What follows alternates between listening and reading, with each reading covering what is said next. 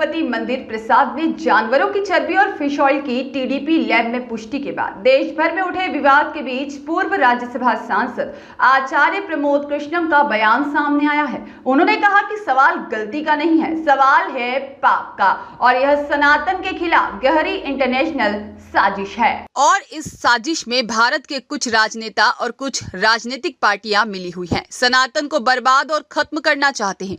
उन्होंने कहा कि सनातन को भ्रष्ट और खत्म करने से उन्हें लगता है कि वह भारत को कमजोर कर देंगे, जिसके लिए इंटरनेशनल ताकत के हाथ में कुछ भारत के नेता खेल रहे हैं। आचार्य प्रमोद कृष्णम ने कहा कि तिरुपति मंदिर प्रसाद में जानवरों की चर्बी की पुष्टि से देश विदेश के करोड़ों हिंदुओं की आस्था के साथ धोखा है। उन्होंने कहा कि भारत सरकार से मैं निवेदन करना चाहता हूं कि इसकी उच्च स्तरीय जांच हो और सनातन के संरक्षण के लिए देश के तमाम बड़े मठ मंदिरों और तीर्थ स्थलों से सरकारी नियंत्रण खत्म होना चाहिए और यहाँ व्यवस्थाएं सनातनियों को सौंप देना चाहिए। वहीं पूर्व राज्यसभा सांसद आचार्य प्रमोद कृष्णम ने कहा कि भारत सरकार को उच्च स्तरीय जांच समिति गठित करनी चाहिए और इसकी जांच करानी चाहिए। आचार्य प्रमोद कृष्णम ने आरोप लगाते हुए कहा कि इस मामले में भारत के पॉलिटिकल पार्टी के लोग शामिल हैं। उन्होंने आशंका जताई है कि यदि इसमें हाई लेवल की जांच हो तो इसमें बड़े बड़े लोगों की संलिप्तता निकलेगी और उनका पर्दाफाश होना चाहिए। आखिर कौन लोग हैं जिन्होंने सनातन धर्म को खंडित करने और बदनाम भ्रष्ट करने का कृत्य किया है। वहीं कांग्रेस के तिरुपति मंदिर प्रसाद मामले में सीबीआई जांच के सवाल पर आचार्य प्रमोद कृष्णम ने कहा कि कांग्रेस का धर्म से कोई लेना देना नहीं है, क्योंकि कांग्रेस तो चाहती ही है कि सनातन कमजोर हो। कांग्रेस तो चाहती है कि सनातन टूटे, क्योंकि कांग्रेस तो उन लोगों के साथ खड़ी है जो सनातन को मिटाने की बात करते हैं। उन्होंने कहा कि कांग्रेस तो इस विषय पर नाटक कर रही है। वहीं उन्होंने कहा कि कांग्रेस के मंत्री सनातन को डेंगू मलेरिया कहते हैं, तो कांग्रेस राष्ट्रीय अध्यक्ष मल्लिकार्जुन खड़गे के बेटे ने भी सनातन को गंदा शब्द कहते हैं। सनातन को मिटाने के साथ कांग्रेस खड़ी है, तो पहले कांग्रेस उस पर जवाब दे। आचार्य ने कहा कि कांग्रेस की सहानुभूति की जरूरत सनातन को नहीं है। वहीं प्रधानमंत्री नरेंद्र मोदी के अमेरिका दौरे को लेकर आचार्य प्रमोद कृष्णन ने कहा कि देश के प्रधानमंत्री नरेंद्र मोदी ने भारत को गौरवान्वित करने का काम किया है। पूरे विश्व के पटल पर नरेंद्र मोदी देश के ऐसे पहले प्रधानमंत्री हैं जिन्होंने भारत को और अधिक गौरवान्वित करने का काम किया है।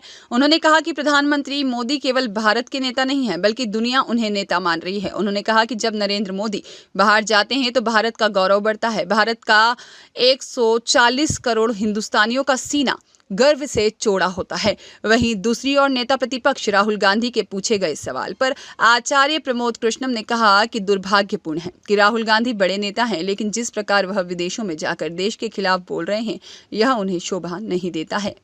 देखिए, इंदौर का संभल वो जगह है जहां भगवान विष्णु का अंतिम अवतार होगा, श्री कल्कि नारायण के रूप में।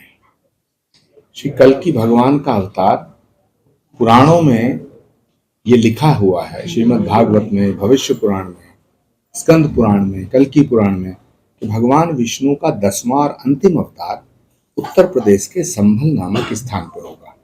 तो जिस संभल में भगवान का अवतार होगा, जहां भगवान आएंगे, वहां श्री कल्कि धाम से मैं इंदौर आया हूं। और इंदौर का कल्कि धाम से रिश्ता बहुत ही प्राचीन और पुराना है, ऐतिहासिक है।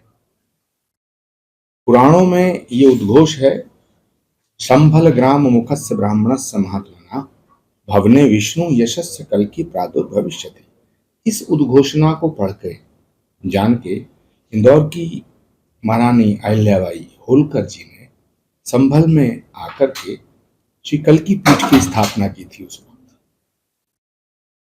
उसके बाद भगवान का अवतार जहां होगा, वहां भव्य कल्कि धाम बनाने का हमने संकल्प लिया और 19 फरवरी 2024 को भारत के यशस्वी प्रधानमंत्री आदरणीय नरेंद्र मोदी जी श्री कल्कि धाम का शिलान्यास करने, आधारशिला रखने संभल पधारे। नरेंद्र मोदी जी के हाथों से श्री राम जन्मभूमि का शिलान्यास हुआ और उसको भगवान राम जहां आए वो मंदिर बन के पूर्ण हुआ, और भगवान राम कल्कि के रूप में जहां आएंगे उसका शुभारंभ हुआ। तो संभल का रिश्ता, कल्कि धाम का रिश्ता इंदौर से अहिल्याबाई होलकर जी के माध्यम से बहुत ही प्रगाढ़ है। इसलिए मैं महारानी अहिल्याबाई होलकर जी को नमन करते हुए इंदौर की इस धरती को प्रणाम करता हूं कल मेरा कार्यक्रम उज्जैन में था, महाकाल का दर्शन किया। यूथ विद सनातन एक अभियान का शुभारंभ हुआ है कि हमारी जो आगे आने वाली नस्लें हैं, आगे आने वाली पीढ़ियां हैं, वो जाने कि सनातन क्या है, वो जाने कि सनातन कितना शक्तिशाली है, वो जाने कि सनातन कितना प्राचीन है। इसलिए यूथ विद सनातन नाम के इस अभियान का शुभारंभ महाकाल की धरती से कल हुआ और हम पूरे देश के कोने कोने में जाकर के भारत के भविष्य यानी कि यूथ को सनातन से जोड़ने का और उन्हें सनातन के वास्तविक अर्थ बताने का प्रयास पूरे देश में करेंगे। इंदौर में मैं कल आया था, आप सबके सामने हूं। कोई सवाल आपके मन में हो मुझसे कर सकते हैं। विजय वर्गीय जी का भी ये कहना है कि मृत्यु दंड दिया जाना चाहिए अगर इस तरह का कोई मिलावट करता है। कैलाश विजयवर्गीय जी से मेरी भी इस विषय पे चर्चा हुई और मेरी उनसे विस्तृत चर्चा हुई है और मेरी और भी देश के कई धर्मगुरुओं से इस विषय पे चर्चा हुई है। ये करोड़ों हिंदुओं की आस्था पर हमला है, ये करोड़ों हिंदुओं की आस्था के साथ धोखा है, ये सनातन धर्म के खिलाफ एक षड्यंत्र है, एक साजिश है। लेकिन सबसे बड़ा दुर्भाग्य ये है कि इस साजिश में भारत के कुछ राजनीतिक दल और कुछ राजनीतिक नेता शामिल हैं। ये इंटरनेशनल साजिश है और वो साजिश है सनातन को तोड़ने की, वो सनातन को खत्म करने की और सनातन को भ्रष्ट करने की। तो कुछ राजनीतिक दलों को ऐसा लगता है, कुछ राजनीतिक पार्टियों को, कुछ राजनेताओं को और कुछ सनातन विरोधी लोगों को ऐसा लगता है कि सनातन को तोड़े बिना भारत को कमजोर नहीं किया जा सकता है। भारत को अगर कमजोर करना है तो सनातन को स्प्लिट करना पड़ेगा, सनातन को तोड़ना पड़ेगा, सनातन को खत्म करना पड़ेगा।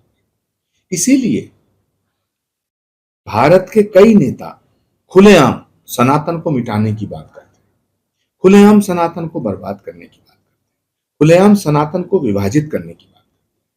और ये बहुत ही ज्यादा अफसोसजनक है कि भारत की भूमि, वो भारत जिस भूमि से सनातन उत्पन्न हुआ है, विश्व बंधुत्व का जो उद्घोष है वो भारत की भूमि से, वसुधैव कुटुंबकम का सूत्र भारत ने दिया। जो सनातन सर्वे भवन्तु सुखिनः की कामना करता है, जो सनातन पूरे प्राणी मात्र के कल्याण की कामना करता है, उस सनातन को बदनाम और बर्बाद करने के लिए, भ्रष्ट करने के लिए कुछ विदेशी ताकतें भी इसमें शामिल हैं। मुझे लगता है ये एक इंटरनेशनल कॉन्स्पिरेसी है जिसमें भारत के कुछ नेता भी शामिल हैं। मैं भारत सरकार से, देश के प्रधानमंत्री से, देश के गृह मंत्री से बहुत ही विनम्रतापूर्ण आग्रह करता हूं कि इस प्रकरण की जांच कराई जाए, उच्च स्तरीय जांच हो, जो भी दोषी उसके खिलाफ सख्त से सख्त कार्रवाई हो, क्योंकि ये हमारी आस्था के साथ बहुत बड़ा खिलवाड़ और षड्यंत्र है। तो इसलिए जो भी दोषी हैं उन्हें बख्शा नहीं जाना चाहिए, इसका पर्दाफाश होना चाहिए। दूसरा, मैं भारत सरकार से ये भी मांग करता हूं कि सनातन के संरक्षण के लिए, सनातन की सुरक्षा के लिए एक राष्ट्रीय स्तर पर कोई ठोस फैसला लिया जाए और जितने हमारे बड़े बड़े मठ मंदिर हैं वो सरकारों के नियंत्रण में हैं, सरकारों के नियंत्रण से उन्हें मुक्त किया जाए। अभी जो अंतर्राष्ट्रीय स्तर की जो परिस्थितियां हैं उसमें काफी ज्यादा एक स्प्लिट का माहौल भी देखा जा रहा है कि क्या उम्मीद है? देखिए, नरेंद्र मोदी भारत के ऐसे अकेले और पहले प्रधानमंत्री हैं जिन्होंने भारत के गौरव को और अधिक बढ़ाने का काम किया है, जिन्होंने भारत के गौरव को बढ़ाया है, जिन्होंने भारत को पूरे विश्व के पटल पर गौरवान्वित करने का काम किया है। तो ऐसे यशस्वी प्रधानमंत्री जब दुनिया के किसी कोने में जाते हैं तो उसमें भारत का सम्मान बढ़ता है, भारत की ताकत बढ़ती है। आज पूरी दुनिया नरेंद्र मोदी जी को केवल भारत का नेता नहीं मान रही है, विश्व का नेता मान रही है। विश्व के नेता के रूप में और सार्वमान्य नेता के रूप में उभर करके नरेंद्र मोदी सामने आए हैं इसलिए मैं भारत को बधाई देना चाहता हूँ। सर, आप एक तरफ नरेंद्र मोदी को विश्वव्यापी नेता बता रहे हैं, कुछ नेता ऐसे भी हैं जो अमेरिका जाकर भारत की बुराई करने में पीछे नहीं हटते, उनको लेकर कुछ कहना चाहेंगे? ये भारत के लोकतंत्र का दुर्भाग्य है।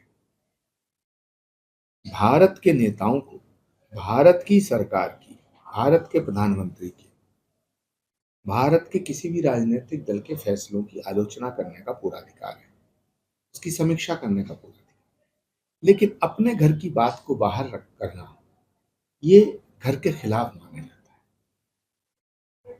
मुझे बहुत ही कहते हुए ये दुख हो रहा है, अफसोस हो रहा है कि असदुद्दीन ओवैसी भी भारत से बाहर जब जाते हैं तो भारत के खिलाफ नहीं बोलते, लेकिन अफसोस राहुल गांधी जब जब भारत के खिलाफ जाते हैं, भारत के बाहर जाते हैं, वो भारत के खिलाफ बोलते हैं, वो भारत को बदनाम करने की बात करते हैं। वो कहते हैं भारत में लोकतंत्र मर गया, वो कहते हैं भारत में सिख सुरक्षित नहीं है, वो कहते हैं भारत में मुसलमान सुरक्षित नहीं है, वो कहते हैं भारत में ईसाई सुरक्षित नहीं है।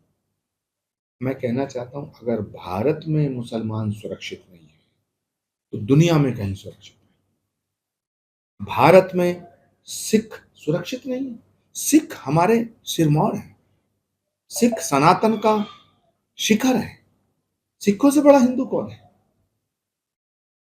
जिन गुरुओं ने हिंदू धर्म की, सनातन की रक्षा करने के लिए अपने बच्चों को दीवारों में चिनवा दिया, इतना बड़ा बलिदान हिंदू धर्म की रक्षा के लिए किसी ने किया है? सिख हमारे सर के ताज हैं। तो जो सिख हमारे सर के ताज हैं, शौर्य और पराक्रम में जिन्होंने इस भारत के लिए कितनी बार अपना लहू बहाया है, उन सिखों के कड़े पर, पगड़ी पर सवालिया निशान उठाना, ये बहुत ही दुर्भाग्यपूर्ण है, वो भी नेता विपक्ष के द्वारा। और राहुल गांधी जी को ये समझना चाहिए कि कल तक वो सिर्फ कांग्रेस के नेता थे, अब वो पूरे विपक्ष के नेता है। लेकिन मुझे अफसोस के साथ कहना पड़ रहा है कि जो हाल 15 वर्षों में कांग्रेस का राहुल गांधी जी ने कर दिया है, पूरे विपक्ष का वही बुरा हाल राहुल गांधी जी बहुत जल्दी कर देंगे। सर, ऐसे बयान भी दिए थे जो ऐसा लगता था कि नरेंद्र मोदी की तारीफ आपने खुल के की थी उनके अच्छे कामों की। ये सवाल अक्सर उठता है कि आज प्रमोद कृष्णन जी किसी भी दल के साथ में नहीं है, तो क्या भारतीय जनता पार्टी में जाने के कुछ नहीं है? देखिए, मैं कल भी सच बोलता था, आज भी सच बोलता हूँ, और मैं भविष्य में भी प्रयास करूंगा कि मैं सच बोलूं। मैं किसी के खिलाफ नहीं था, ना मैंने किसी की तारीफ की। मैंने नरेंद्र मोदी जी की कोई तारीफ नहीं की, लेकिन नरेंद्र मोदी जी ने कुछ फैसले ऐसे लिए जो इस देश के 75 साल की आजादी के बाद कोई भी प्रधानमंत्री नहीं ले सका। 370 हटाने का फैसला सराहना के काबिल है, तारीफ के काबिल है। भगवान श्री राम का मंदिर न बनता अगर नरेंद्र मोदी प्रधानमंत्री न होते। धारा 370 न हटती अगर मोदी प्रधानमंत्री न होते। 3 तलाक नहीं हटता, खत्म नहीं होता। हमारी तमाम बहन बेटियों पे जो मुस्लिम बहनें हैं, उनको उनका हक न मिलता अगर नरेंद्र मोदी प्रधानमंत्री न होते। और श्री कल्की धाम का शिलान्यास भी नहीं होता अगर नरेंद्र मोदी प्रधानमंत्री न होते। तो जो प्रधानमंत्री देश के हित में फैसला लेता है, मैं उसके साथ हूं, मैं उसका समर्थन करूंगा, और मुझे उसका समर्थन करना चाहिए, और मुझे नहीं, पूरे देश को समर्थन करना चाहिए। भाजपा में जाने का कहीं कुछ प्लानिंग है या कोई चर्चा? अभी भारतीय जनता पार्टी की तरफ से मुझे कोई निमंत्रण नहीं मिला और मैंने उन्हें कोई एप्लीकेशन नहीं दी। श्री कल्की धाम का निर्माण 4 साल में पूरा हो जाए, श्री कल्की धाम के निर्माण की पूरी योजना बना रहे हैं। निर्माण शुरू होने जा रहा है। हम भगवान से प्रार्थना करते हैं कि कल्की धाम का शिलान्यास प्रधानमंत्री नरेंद्र मोदी जी के कर कमलों से हुआ है। कल्की धाम का जब उद्घाटन हो तो उसकी प्राण प्रतिष्ठा भी मोदी जी के हाथ हो। ब्यूरो रिपोर्ट, सत्याग्रह न्यूज, मध्य प्रदेश।